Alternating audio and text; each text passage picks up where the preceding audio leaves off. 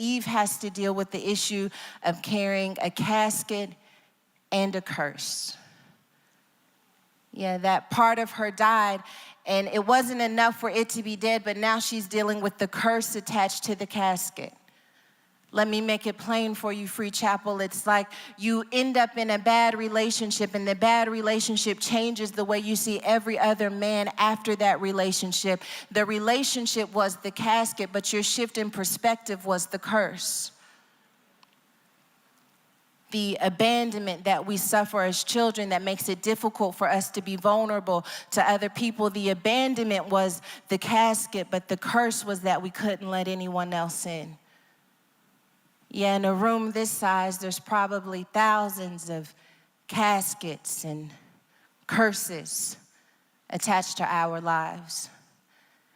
And so as I have been diving into the story of Eve, I recognize that in many capacities, each of us have an Eve that is attached to our name. I love it because when God gives the curse to Eve and to the serpent, he tells the serpent that he's going to put enmity between the woman and him.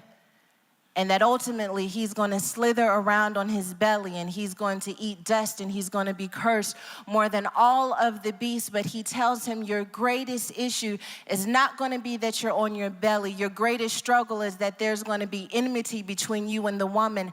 How do I know that that was going to be his greatest struggle? Because the word continues in Genesis 3:15, and it says that she is going to have her heel bruised by the serpent, but ultimately her heel, her seed, would crush his head.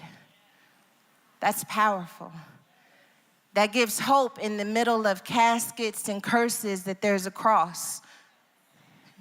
Yeah, even though she's probably in the most broken moment in her life, the most shame-filled moment in her life, in the middle of those cracks, in the middle of that pain, there was this promise that God inserts that when it's all said and done, it may look like the enemy won this moment, but when everything is said and done, I'm going to give the woman a seed.